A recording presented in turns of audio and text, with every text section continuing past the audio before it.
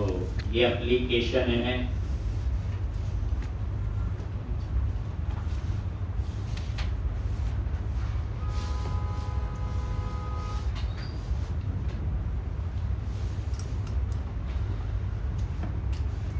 तो सारा क्लोज करो। सॉल्यूशन एक्सप्लोरर पता ही है। तो आज हमने क्या करना है एक बार रन करके समझते हैं। हल्की हल्की बूटस्ट्रैप वगैरह यूज की हमने, तो ज़्यादा नहीं HTML वाली साइट के लिए। हाँ, मॉडल बनाया है कोड बस, और कंट्रोलर का कोड हम लोग एक एक लाइन लिख रहे हैं।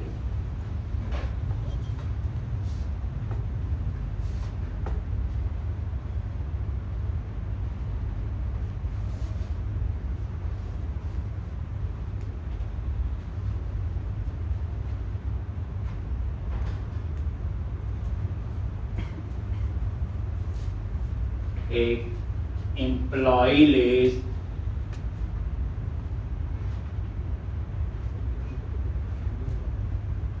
क्लिक किया,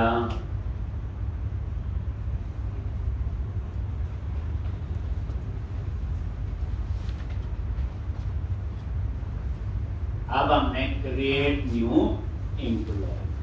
जैसे क्रिएट न्यू पे क्लिक करेंगे तो ये देखो कंट्रोलर में गए, ये एम्प्लॉय कंट्रोलर, ठीक, और इंडेक्स उसका हमने एक्शन बनाया था।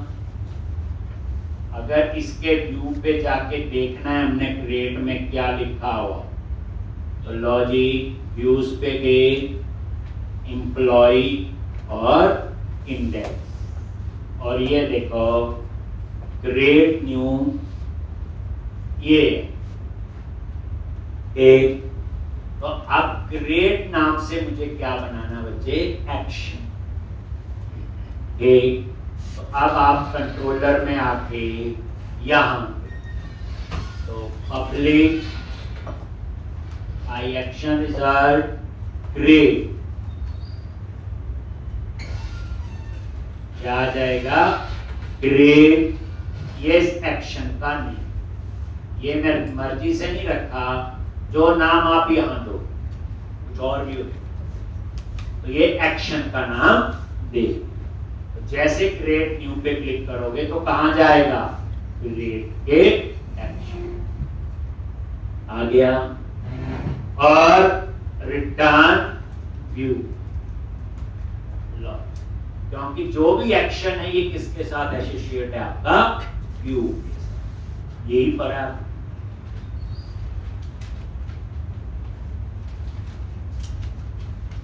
तो अब हम क्या करेंगे,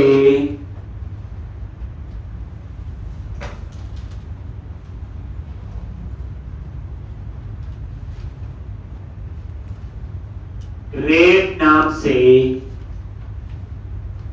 क्या बनाएंगे, व्यू।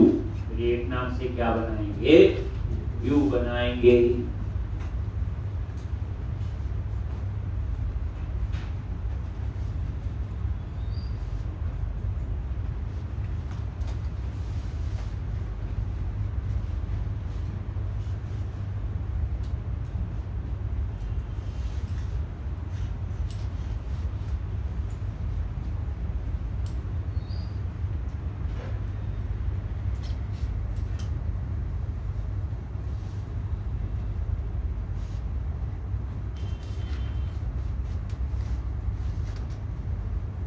एक अब क्रिएट नाम से क्या बनाना है, इसमें कुछ कोड नहीं लिखा। क्रिएट का मीनिंग क्या है, सेव। अब सेव के लिए क्या होगा, टेक्स्ट बॉक्स लगेगा नेम के लिए, एड्रेस के लिए, सैलरी के लिए, और सेव का बटन।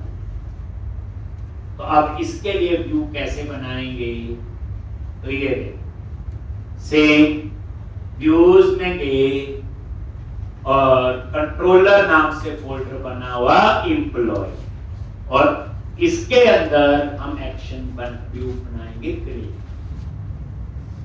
क्योंकि एक्शन व्यू के साथ एसोसिएट है। एम्प्लॉय पे राइट क्लिक किया, ऐड व्यू, एम्प्लॉय पे राइट क्लिक किया, add view,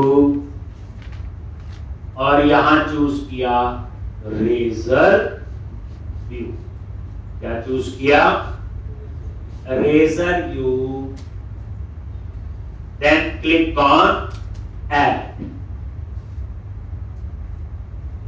click on add, और यहां पे व्यू का नेम क्या होगा बोलो? क्रिएट। सेम नेम रखना है जो आपका एक्शन का नेम है। क्रिएट है तो मैंने क्रिएट कर। अभी हम बने हुए टेम्पलेट यूज कर रहे हैं, कल बताया था। तो इसके लिए एक बना हुआ टेम्पलेट है, उसका नाम भी क्रिएट। ये चूज कर, टेम्पलेट क्रिएट, डिजाइन अपने आप बना दे। और मॉडल क्लास चूज कर लो एम्प्लॉय, वही मॉडल एम्प्लॉय है। और data dB context class application dB context, वो सेलेक्ट कीजिए। देन क्लिक ऑन ऐड,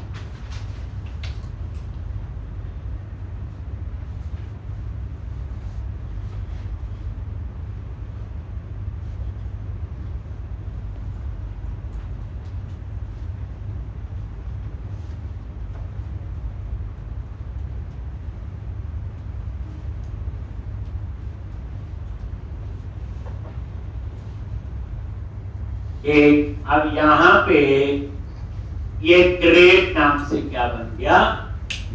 पहले एक बार देखो, फिर हम यहां पे समझते हैं। आके रन किया,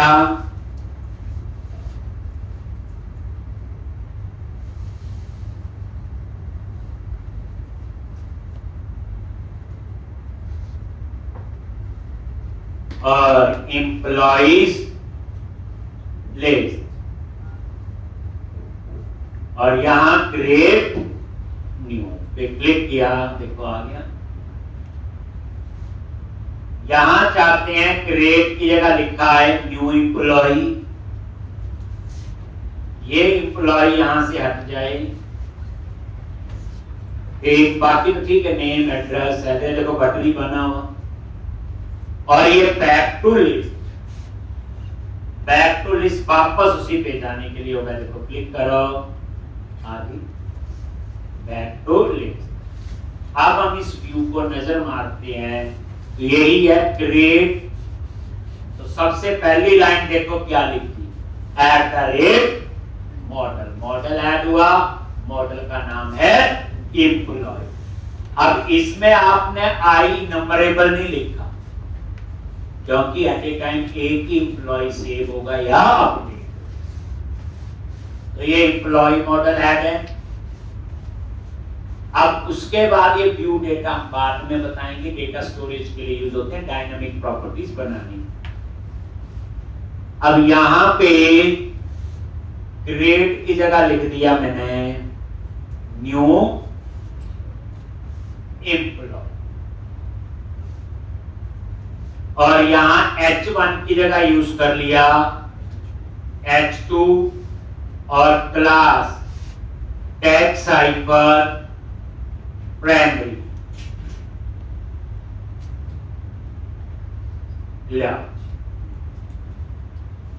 एक बूटस्ट्रैप अप्लाई कर दिए, देखो रिफ्रेश करो, अभी पता चल जाएगा। हमने रन टाइम कंपाइलेशन वाला पैकेज डाला हुआ।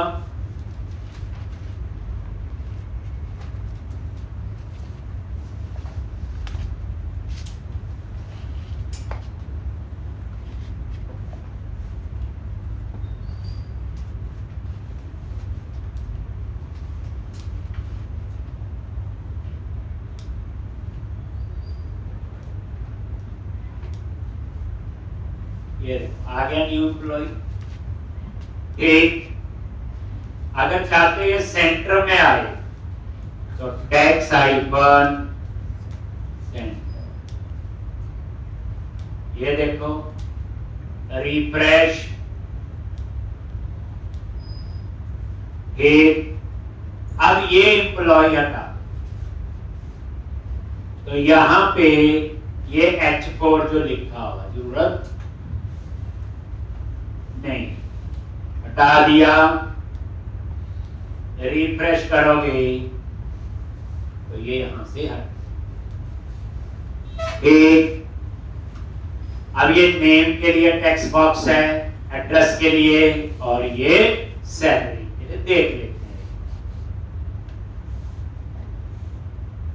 ठीक, जितना इतना बताएं, मैं समझा रहा हूं, थोड़ा बहुत ही चेंज कर रहे हैं अभी, लेकिन आप ये लेके चलो नेक्स्ट वीक में जब शुरू करेंगे मंडे नई एप्लीकेशन, ये कोड भी हमने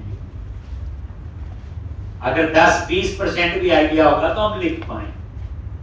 चलो अब नीचे आ जाओ, ये क्या होता है टेप, ये हम खुद लिखेंगे तो समझाऊंगा, इसलिए ज्यादा कंफ्यूज नहीं कर।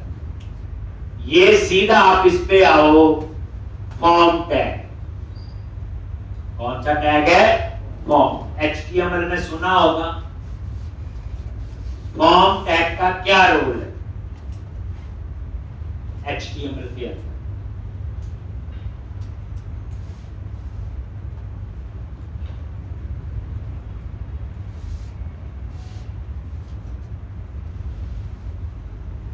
जो फॉर्म टैग है उसका क्या रोल है HTML के अंदर?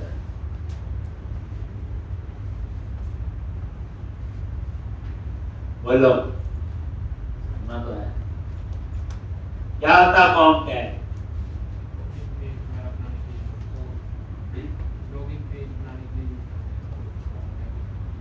सिंपल HTML है।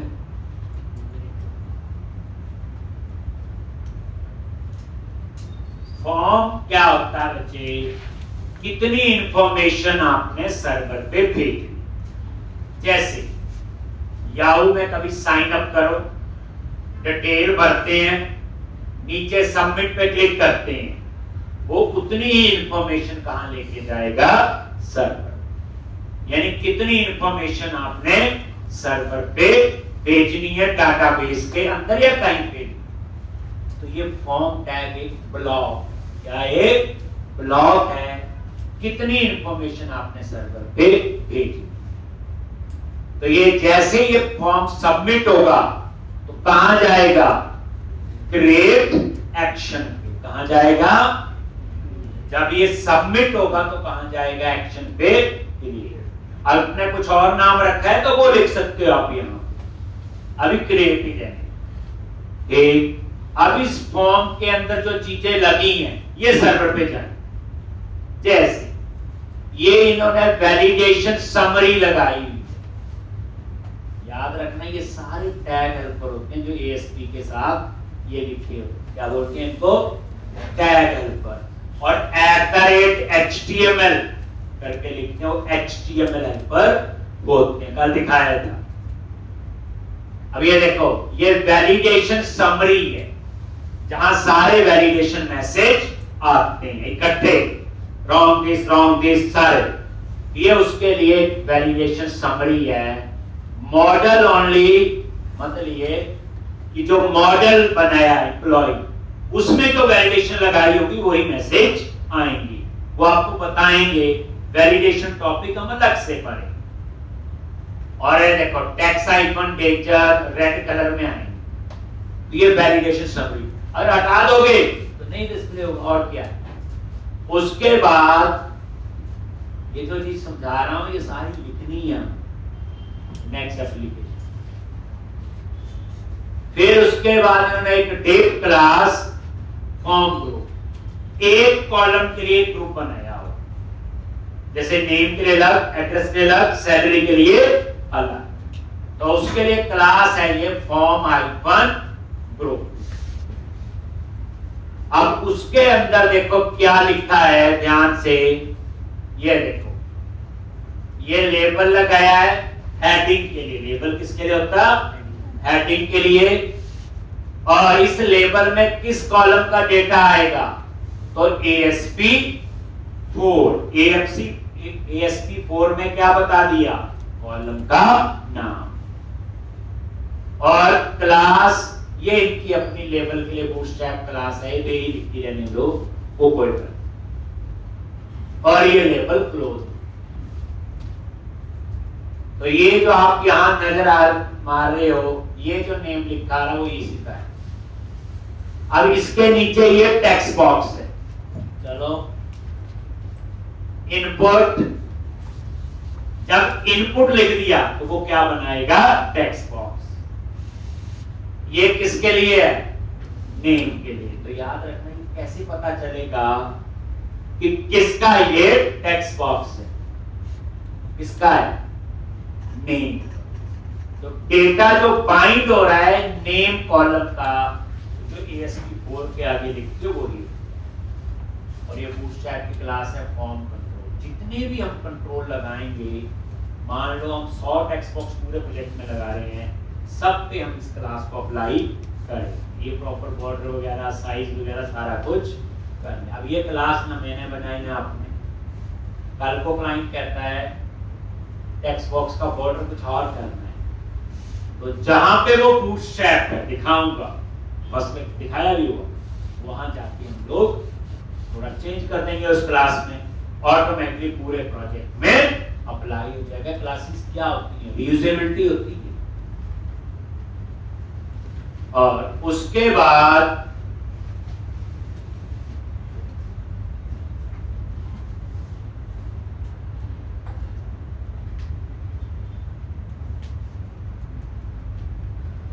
ASP-validation-4, ये वैलिडेशन का मैसेज, जो समरी है ना, वहां सारे मैसेज इकट्ठे आएंगे। और ये जो है ये सिर्फ नेम का मैसेज देगा। जैसे मान लो name can not be empty, तो आप चाहते हो उस टेक्स्ट बॉक्स के नीचे मैसेज आ जाए, तो उसके लिए है ये स्पैन। और वैलिडेशन किसके लिए? नेम के लिए। कलर क्या होगा उसका? रेड। मतलब वैलिडेशन का मैसेज आप यही दिखाना चाहते हो तो ये लाइन हटा दो। हम चाहते हैं नहीं उसी टेक्स्ट बॉक्स के नीचे मैसेज आए, तो उसके लिए है ये वैलिडेशन। ASP-validation-4 किसका आएगा? नेम। जैसे नेम पे वैलिडेशन लगा दी, नेम को खाली नहीं छोड़ सकते, मैसेज आना चाहिए नेम फील्ड रिक्वायर्ड, कुछ भी। उसके बाद सेम आप नीचे आ जाओ, दूसरा फॉर्म ग्रुप किसके लिए? एड्रेस के लिए। लेबल हेडिंग हो गया, इनपुट टेक्स्ट बॉक्स हो गया, किसके लिए? एड्रेस के लिए। वैलिडेशन मैसेज के लिए वैलिडेशन, तो ये लग गया ASP-validation-4। इसी तरह से फिर नीचे आ गए सैलरी। अब समझा ही रहा, ये सैलरी के लिए। अब देखने वाली बात ये बच्चे, जो सैलरी है उसकी डाटा टाइप पे टीचर है, तो इसके लिए जो टेक्स्ट बॉक्स होगा वो न्यूमेरिक वाला लगेगा। डाटा टाइप क्या उसकी? अगर डाटा टाइप डेट हो तो वहां कैलेंडर लगा देता। इनपुट में हम लोग एक डाटा टाइप के हिसाब से वो डिसाइड कर लेता है कि टेक्स्ट बॉक्स लगेगा या न्यूमेरिक टेक्स्ट बॉक्स लगना है, नॉर्मल टेक्स्ट बॉक्स लगना है, या डेट है तो डेट वाला। और ये उसका मैसेज। और ये लास्ट में इनपुट टाइप सबमिट, ये है, ये बटन है। जब हम इस बटन पे क्लिक करेंगे तो ये पूरा फॉर्म सर्वर पे जाएगा, जो फॉर्म टैग है, उतनी इंफॉर्मेशन ही आपकी एक्सेस हो। जैसे वैल्यू क्रिएट दे दिया, देखो BTN-, ठीक है लिखा हूं, और ये आपका फॉर्म टैग क्लोज। ये तो जब आप अच्छे इस बटन पे क्लिक करोगे, जितनी इंफॉर्मेशन इस फॉर्म टैग के अंदर है ना वो इस सर्वर पे जाएगा। अब फॉर्म टैग में क्या है? नेम, एड्रेस और सैलरी। आईडी नहीं है, क्योंकि आईडी जो है वो आइडेंटिटी कॉलम बना हुआ। आइडेंटिटी कॉलम क्या होता है? जो खुद जनरेट होगा 1 2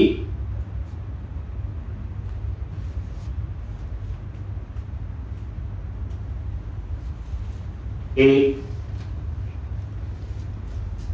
1 2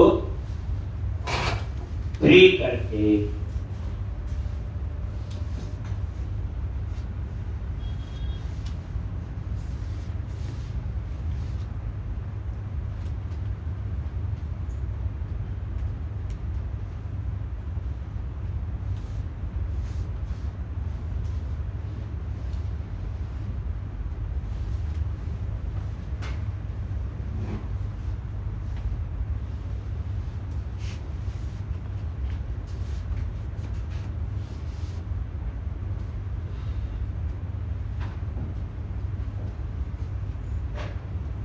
एक, तो इस तरह से ये। अब उसके बाद देखो ये सबमिट का बटन। सबमिट क्या करेगा? जितनी फॉर्म टैग के अंदर चीजें वही सर्वर पे जाए। अभी ये नहीं। उसके बाद ये देखो बैक टू लिस्ट, तो क्या लिखा हुआ? ASP एक्शन किस सेक्शन पे जाना है? इंडेक्स, जो हम ऑलरेडी बना। ये हम बाद में आते हैं। ये किसके लिए होता है आपका? बोलो वैलिडेशन। किसके लिए होता है ये? अभी हमने वैलिडेशन टॉपिक नहीं पढ़ा, इसलिए अभी जावास्क्रिप्ट, तो ये भी 2 दिन के बाद पहुंच जाएंगे, तब हमें ये पता होगा। अभी हमें नहीं पता, तो अभी छोड़। तो अब आपका नेक्स्ट स्टेप क्या है? ठीक, ये देखो क्रिएट पे क्लिक किया, आगे ना validation message, name field required, address field required, salary field required. ये इनको खाली नहीं छोड़ सकते। आप बोलोगे हमने तो ऐसा कुछ नहीं किया। देखो बच्चे, जब आपका ये मॉडल बना था माइग्रेशन, अगर आपको याद होगी, ध्यान से देखी होगी, तो माइग्रेशन इनिट लोड, एक बार यहां नजर मारो। ये देखो जो नेम है डाटा टाइप स्ट्रिंग, नल लेवल क्या है? फॉल्स। इसका मतलब क्या हो? नहीं है ये नल लेवल फॉल्स, नल अलाउ नहीं। और इंटीजर तभी आए ना, तो खाली नहीं छोड़ सकते। उससे पहले अगर आप देखोगे, पूरी बात समझ के आगे चलना। हमने मॉडल बनाया था एम्प्लॉय, ये देखो, अगर आप चाहते हो नल अलाउ है कि नहीं है करना है, तो आप यहां पे चेंज कर सकते हो, नल लेवल ट्रू कर। तो ये वैलिडेशन के मैसेज तब अभी कहां से आ रही, कैसे आ रही, इसके लिए अलग से एक स्पेशल टॉपिक होगा वैलिडेशंस नेक्स्ट एप्लीकेशन में, तब आपको समझाऊंगा। आप चाहते हैं नेम, एड्रेस, और ये न्यूमेरिक बन गया ना, देखो, और सेल ग्रेड के क्लिक में ये डाटाबेस में स्टोर होनी चाहिए। ये सबमिट का बटन है, जैसे किसी भी वेबसाइट में आप सबमिट करते, तो क्या करो, कंट्रोलर पे गए और यहां पे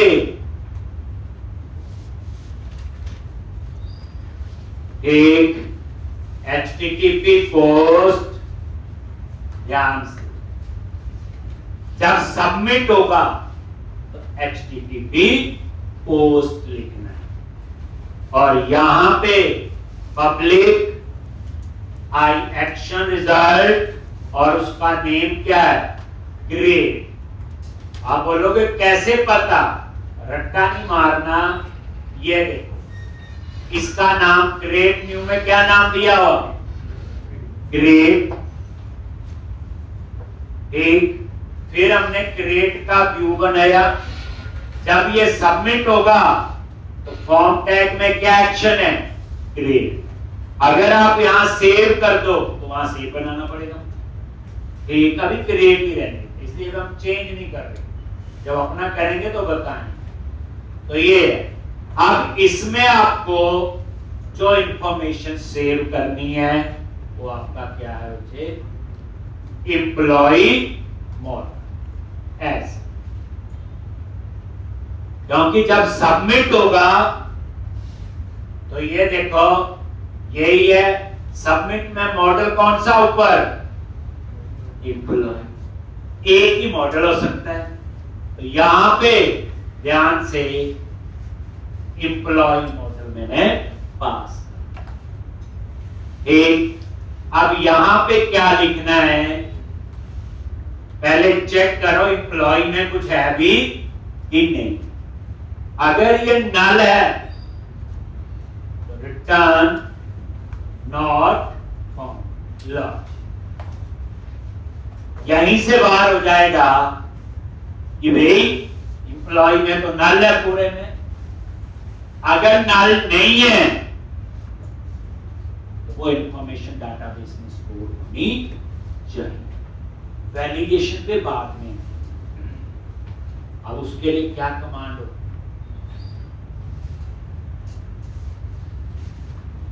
SQL में होता क्या लिखते हैं? Insert query. चार स्टेटमेंट है, सेलेक्ट डिस्प्ले हो गया, सेव के लिए इंसर्ट, अपडेट के लिए अपडेट, डिलीट के लिए डिलीट।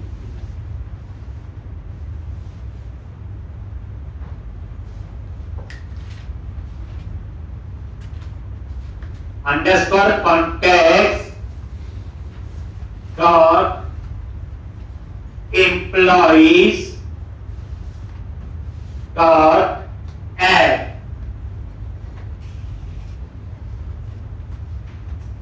एम्प्लॉय।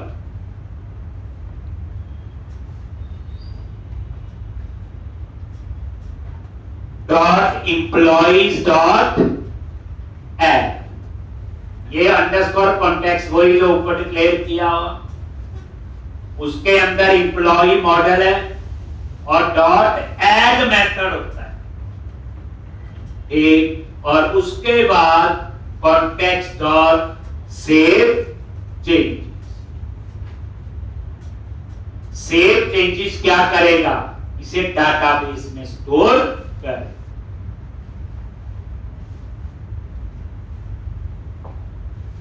और सेव होने के बाद कहां जाना है? इंडेक्स, डिस्प्ले वाला कोड। जैसे डाटा सेव हो गया तो वापस, तो यहां पे रीडायरेक्ट टू एक्शन, और एक्शन का नेम क्या है? इंडेक्स। रीडायरेक्ट टू एक्शन और एक्शन का नेम है इंडेक्स। इसमें भी वैलिडेशन वाला आएगी बात, वो बात की बात। ये कोड क्या कर रहा है? पहले चेक किया एम्प्लॉय में कुछ है कि नहीं। अगर नहीं है तो यहीं से नॉट फाउंड आ जाएगा, अगर है यहीं से रिटर्न हो जाएगा ना। अगर डेटा है तो underscore context dot employees dot add method होता है सेव, और ऐड से वो ऐड करेगा और सेव चेंजेस से डाटाबेस में अपडेट करेगा। और जैसे सेव होगा तो कहां जाएगा? इंडेक्स पे। इंडेक्स क्या है? या तो डिस्प्ले का कोड। अगर आपको चेक करना है, जब छोटा छोटा कोड लिखे टेस्ट करो, तो इसमें ना ब्रेक पॉइंट लगाओ। जैसे ये क्रिएट, तो इसके आगे ब्रेक पॉइंट लगा, ये क्लिक किया,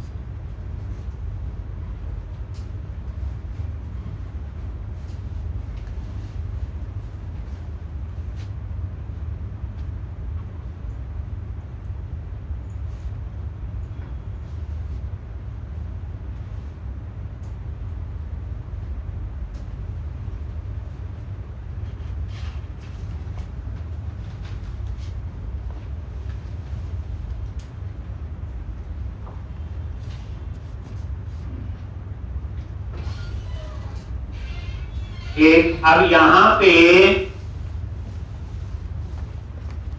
ये ब्रेक पॉइंट लगा दिया। इसका मतलब यह है कि यहां आके ये प्रोग्राम रुक जाए, फिर हम एक एक स्टेप करके इसकी एग्जीक्यूशन देखेंगे। देखना, ब्रेक पॉइंट लग गया, क्लिक किया, दोबारा क्लिक करो, हट जाएगा। देखना, ये देखो, employees list, create new employ, ये देखो क्रिएट पे क्लिक किया, नहीं है तो वो सबमिट नहीं। अब हम इसमें ठीक डेटा,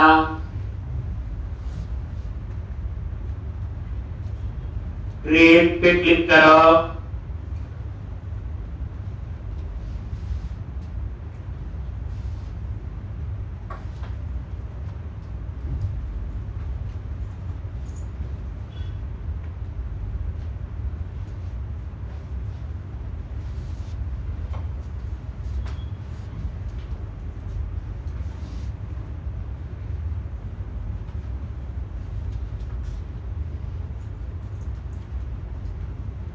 अब यहां पे ये एम्प्लॉय, ठीक, तो यहां पे ये देखो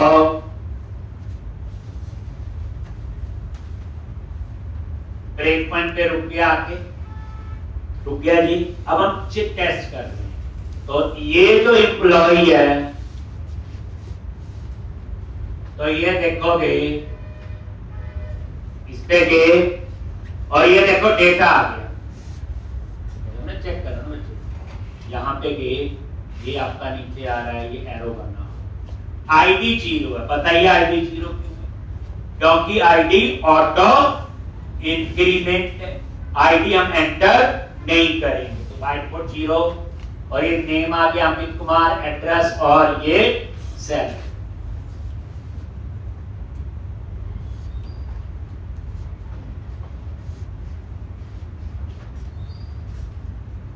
F10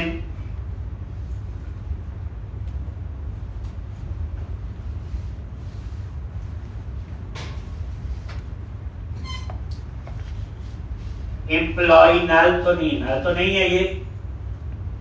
फिर F10 F10 होता है स्टेप फॉरवर्ड के लिए, याद रखें शॉर्टकट की F10। फिर वो सेव चेंजेस से क्या करेगा, डाटाबेस में सेव, एरर होगी तो बता देगा यहां पे। फिर F10, तो F10 का स्टेप फॉरवर्ड। फिर उसके बाद कहां जाएगा, रीडायरेक्ट टू एक्शन इंडेक्स। तो जब भी कोड लिखो टेस्ट करो, छोटा कोड लिखो टेस्ट करो और आगे F10 और ये आ गया डेटा। एक, फिर क्रिएट न्यू पे क्लिक किया और ये देखो एक और नेम, एड्रेस, सैलरी, क्रिएट,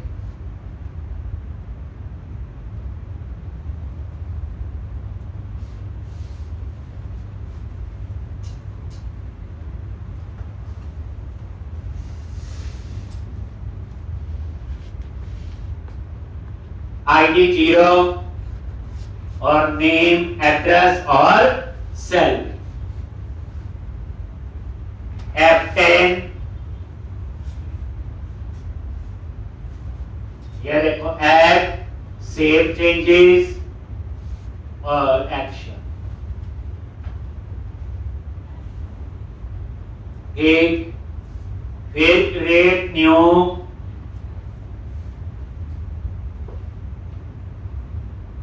तो इस तरह से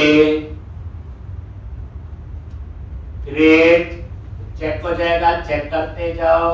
ये आईडी 0, बाकी आगे सारे, तो डाटा ठीक आ रहा है। F10 ये ठीक, और इस तरह कंटिन्यू कर दो, हो गया जी। अब ये जो नेम, एड्रेस और सैलरी कहां से आ रहा है, देखो जब ये पेज सबमिट होता है तो कहां जाता है, क्रिएट पे, नेम यहां से। अब इसको कैसे पता चलेगा इनपुट वाला, ASP फोर्स। तो इसका मतलब ये है जो डेटा एक्सेस हो रहा है, डेटा बाइंड हो रहा है इस टेक्स्ट बॉक्स के साथ, वो कौन कर रहा है? ASP four. ये देखो नेम में भी ऐसे है, ये देखो एड्रेस में भी ASP4 है आगे, और सैलरी में। तो ये हो गया बच्चे इतना। अब हम क्या करेंगे? मान लो ये अमित कुमार नहीं, अमित कुमार राणा है, तो एडिट के क्लिक में फाइंड का कोड होगा। भाई किसको एडिट करना है? तो एक बार आप एडिट वाला चेक कर लो कहां पे है, इंडेक्स पे जाओ, यही था बच्चे, और यहां पे एडिट का आपने कल ही समझाया था, ये देखो। तो मुझे एक एक्शन बनाना है जिसका नाम क्या रखूंगा? एडिट, और उसमें एक पैरामीटर होगा आई। ये अगर आप बच्चे इसका नाम ENO रख लो तो पैरामीटर जो पास करोगे उसका नाम भी ENO ही रखना पड़ेगा। तो यार ASP हाइफन राउट, ये तो कीवर्ड है, हाइफन देके जो लिखते हो that is your parameter name, and वो सेम होगा जो कंट्रोलर। तो अब हम एडिट नाम से एक्शन बनाएंगे। कंट्रोलर में जाओ, ये ब्रेकमेंट हटा दो, अब हो आगे बढ़ो, पब्लिक आई एक्शन रिजल्ट एडिट, और इसमें एक पैरामीटर होगा आई। अगर वहां ENO रखा है नाम, ध्यान से, अगर यहां ENO तो वहां भी ENO रखना है, ID तो आई। इसमें क्या आ रहा है? एम्प्लॉई आई। कहां से? टेबल। तो एडिट पे क्लिक किया, वो यहां पे आएगा, और यहां उसका क्या आ जाएगा बच्चे? आई। आप कोई भी लैंग्वेज पढ़ लो बच्चे, प्रोजेक्ट बनाओ, 4-5 ही काम होते हैं, सेव, अपडेट, डिलीट, फाइंड और डिस्प्ले। आप एक बैंक की एप्लीकेशन का एग्जांपल लो, जब आपका अकाउंट ओपन होता है, फॉर्म भरा जाता है, सेव, उस आपका सेव का कोड है जो मैं क्रिएट कर किया था। अब आप खुद देखो, हमारे में 3-4 कॉलम थे, वहां 25 कॉलम करने पड़ेंगे, और तो कुछ नहीं होगा। एक डिस्प्ले, हमें उस एम्प्लॉय का पूरे साल का डेटा चाहिए, तो डिस्प्ले का कोड ही था जो टेक्स्ट में लिखा है। अब हमें स्पेसिफिक अकाउंट का डेटा चाहिए, स्पेसिफिक एम्प्लॉय का, तो वो कोड कौन सा होता? फाइंड। जैसे आप गए, मेरा अकाउंट बैलेंस बताओ जी, तो बोलेंगे बताओ अकाउंट नंबर, सर्च कर देगा। वो कोड कौन सा होता है? फाइंड का होता है। अभी आपने अपना फोन का बिल देना ऑनलाइन, एयरटेल का, उनकी एयरटेल की वेबसाइट में जाके अपना फोन नंबर, अकाउंट नंबर डालो, गो पे क्लिक करोगे, आपकी डिटेल आ जाएगी। तो वो कौन सा कोड है? फाइंड। एक तो इसलिए 5 ही काम होते हैं, save, update, delete, find, display. और ये लास्ट लेक्चर तक हम ऐसा काम करेंगे, ये हर प्रोजेक्ट में नीड है।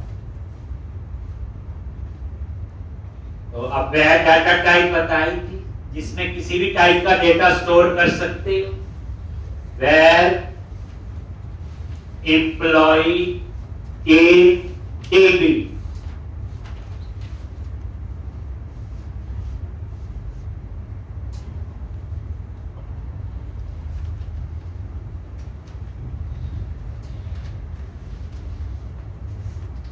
employee in DB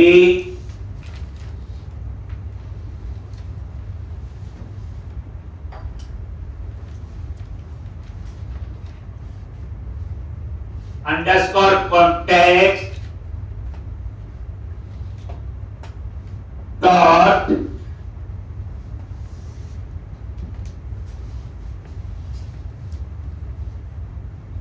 underscore context dot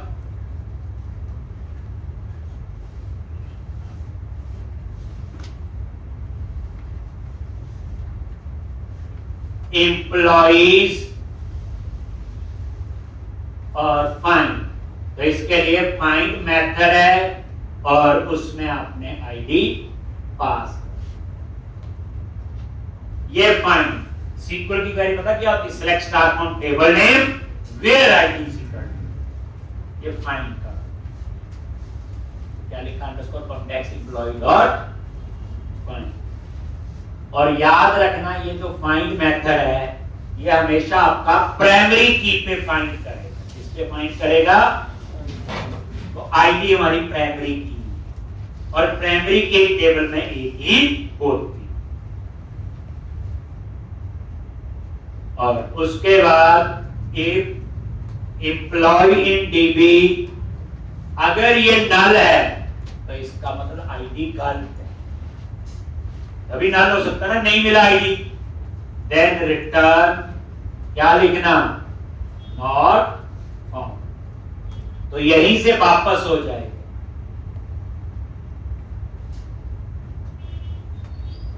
weekend पे बच्चे जितना इस 5 दिन में पढ़ाया पूरी प्रैक्टिस होनी चाहिए।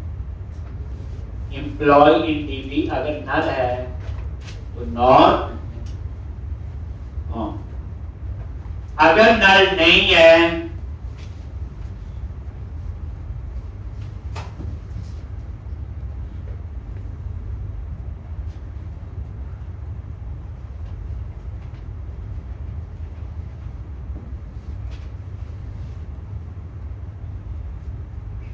अगर ये नल नहीं है देन ये इंफॉर्मेशन हम कहां देखेंगे?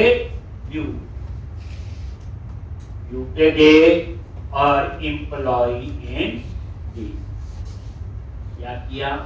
पहले फाइंड किया, इसमें वो डेटा आ जाएगा, फिर चेक किया डेटा आया भी है कि नहीं।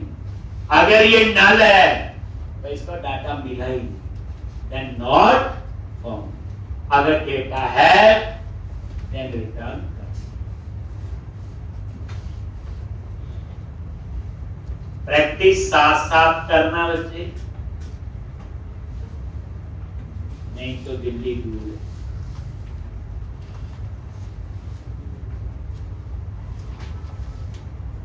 असली पढ़ाई तो शुरू होनी है अभी 1 महीने बाद। ये तो खेलने खुलने वाली चीजें हैं, ये तो डाटाबेस के ऑपरेशन है, सेव और डिलीट। तो एक नॉर्मल हर प्रोजेक्ट में हर लैंग्वेज में काम हो। अब हम क्या करेंगे? अब ये इंफॉर्मेशन व्यू में डिस्प्ले करेंगे। तो अब हम क्या करेंगे? एडिट नाम से क्या बनाएंगे? व्यू बनाएंगे। एडिट नाम से व्यू बनाएंगे। एमवीसी का स्ट्रक्चर है बच्चे, कोई कोड ऐसा नहीं कि मर्जी से कहीं और लिख। जो मॉडल में चाहिए वो मॉडल में होगा, कंट्रोलर में चाहिए कंट्रोलर में होगा, और व्यू में चाहिए तो व्यू। तो अब हम क्या करेंगे?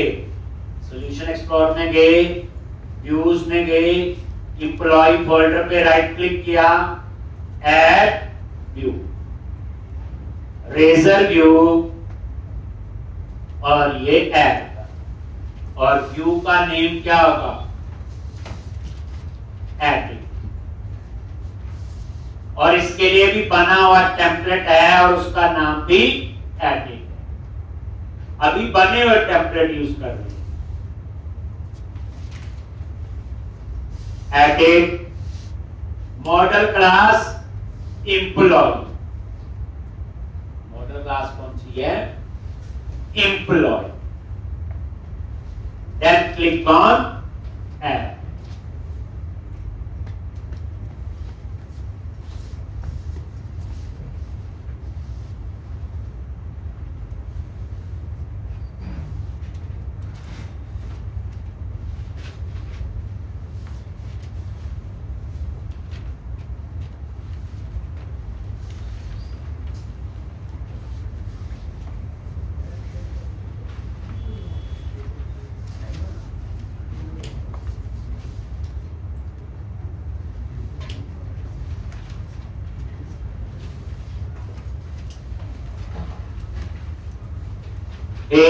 अब ये व्यू बन गया। एक बार रन करो, फिर समझाता हूं इसमें कोड में। क्रिएट और एडिट में कोई ज्यादा फर्क नहीं। क्या फर्क होगा वैसे अंदाजा लगाओ?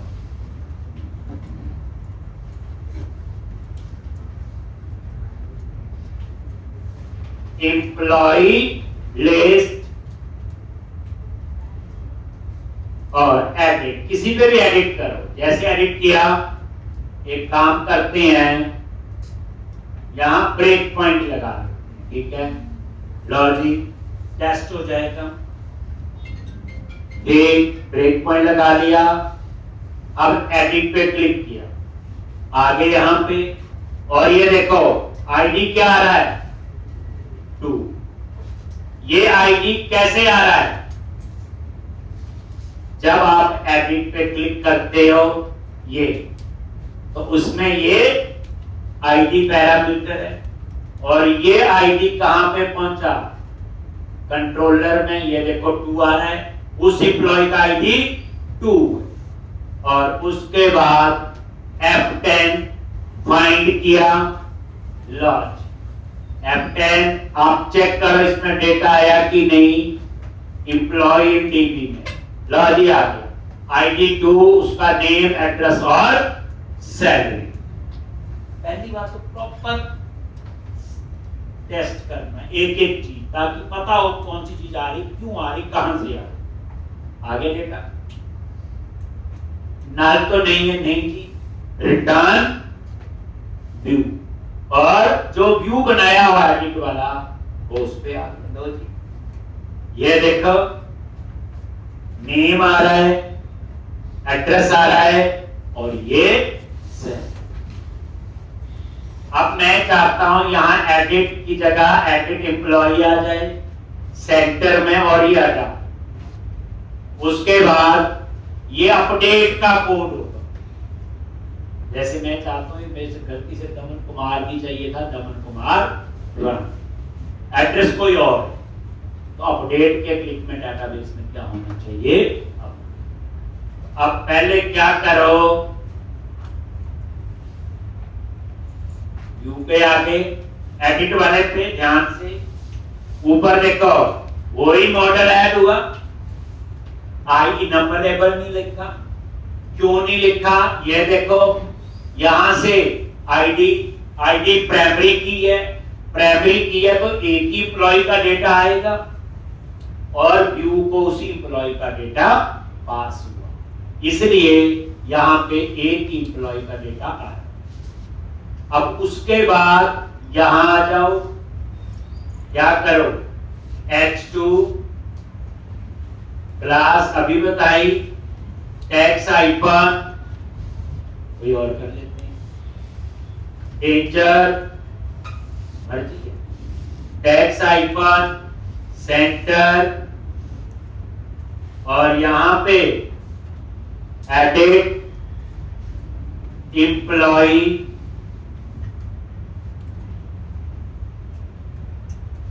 एडिट एम्प्लॉय, और ये आई F10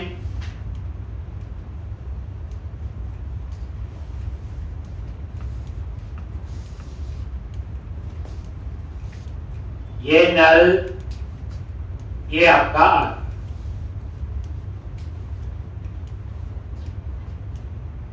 ये देखो आईडी 2 सेम,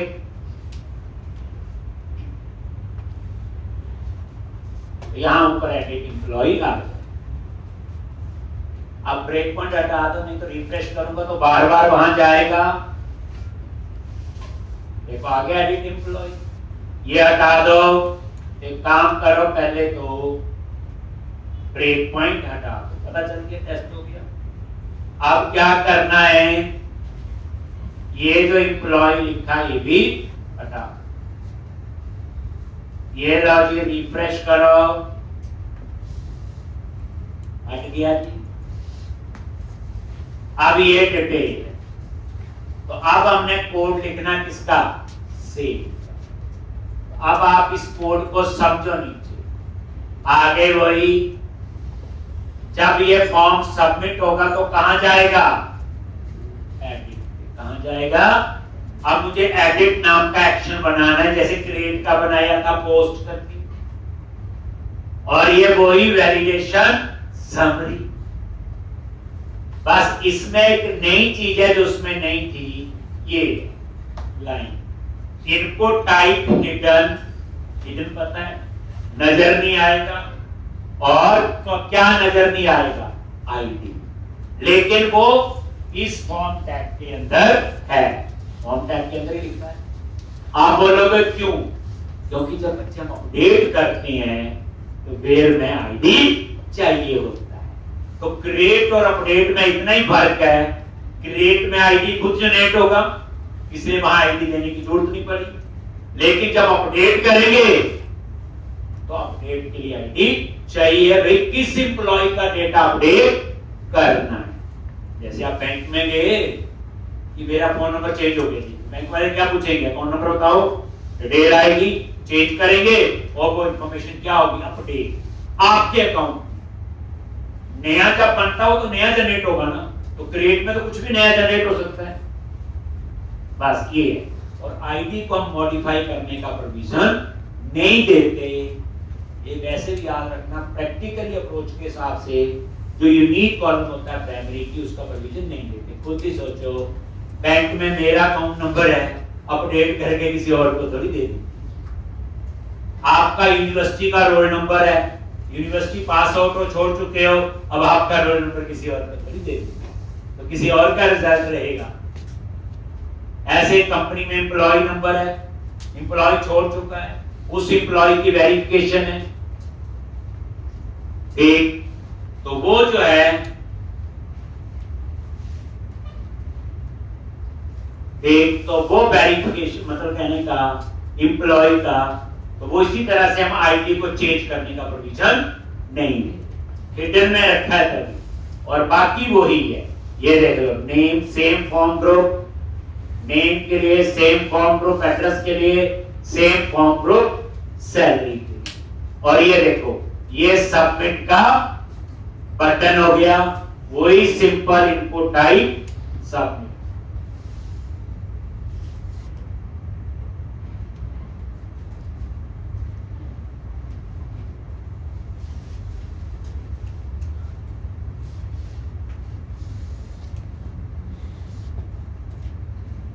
एक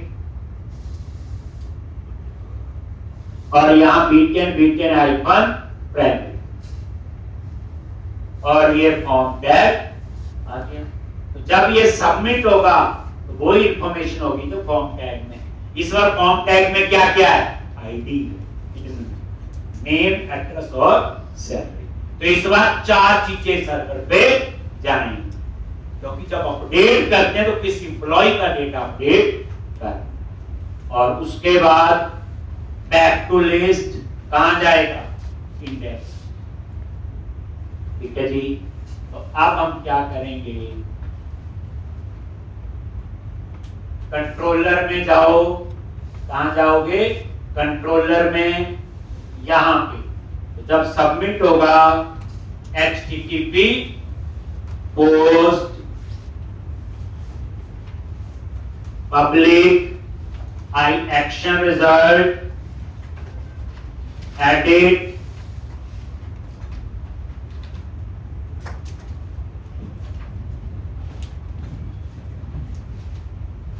एक, और यहां पे एम्प्लॉय की इंफॉर्मेशन, ये बस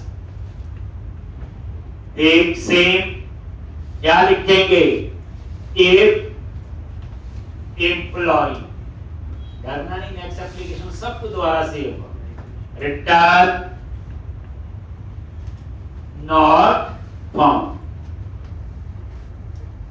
नहीं, एम्प्लॉय में कुछ नहीं आया तो अगर है तो context dot employees dot update, बस ऐड की जगह क्या आ जाएगा, update context dot save changes, और सेव होने के बाद रीडायरेक्ट टू एक्शन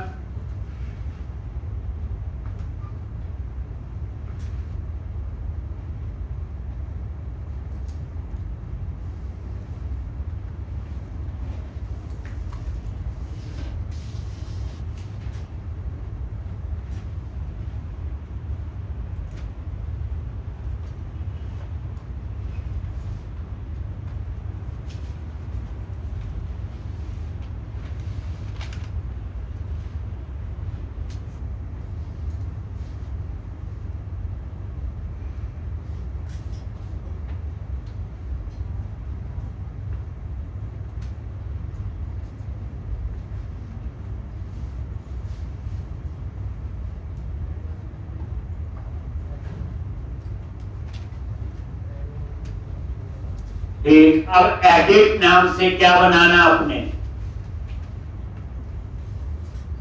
व्यू नहीं, व्यू तो बन चुका है। अब आप ब्रेक पॉइंट लगाओ और इसको टेस्ट करो। सेम कोड है, बस ऐड की जगह अपडेट। रन करो, पूरी चीज समझनी। इसके बाद डिटेल और डिलीट। तो नेक्स्ट लेक्चर में ये पूरा कंप्लीट होगा। करना नहीं, इसी को दोबारा से करना है। बस चेंज क्या होगा, व्यू का कोड हम खुद लिखेंगे और बेस्ट प्रैक्टिस होगी। देखो एम्प्लॉय लिस्ट, एडिट पे क्लिक किया, दमन कुमार राणा, सेव। ये देखो आगे, और ये देखो ये उसी एम्प्लॉय की इंफॉर्मेशन हो। जब सबमिट हुआ तो आईडी भी मिला, क्योंकि इस बार आईडी फॉर्म टैग के अंदर था, हिडन के अंदर। बाकी नेम, ये सारी इंफॉर्मेशन कहां से आ रही बच्चे? व्यू से। कहां से आ रही? व्यू से। ये देखो दमन कुमार राणा कहां लिखा था? व्यू में। सैलरी और ये सारी इंफॉर्मेशन कहां से आ रही? क्योंकि जब वो फॉर्म सबमिट होता है तो फॉर्म क्या है? व्यू ये जो नजर आ रहा है। अब उसमें 4 चीजें थी, आईडी, नेम, एड्रेस और सैलरी। और अब यहां पे F10 नल तो नहीं है, अपडेट, सेव चेंजेस, और कहां जाएगा? इंडेक्स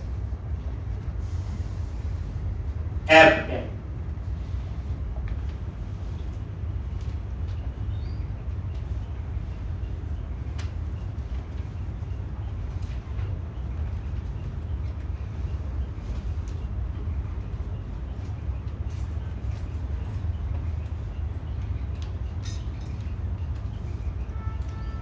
एक हो गया, एक ये दमन कुमार राणा। बस तो इतना करके आओगे, फिर डिटेल और डिलीट का हम लोग मंडे को करेंगे। तो बच्चे सैटरडे प्रैक्टिस के लिए ओपन होता है।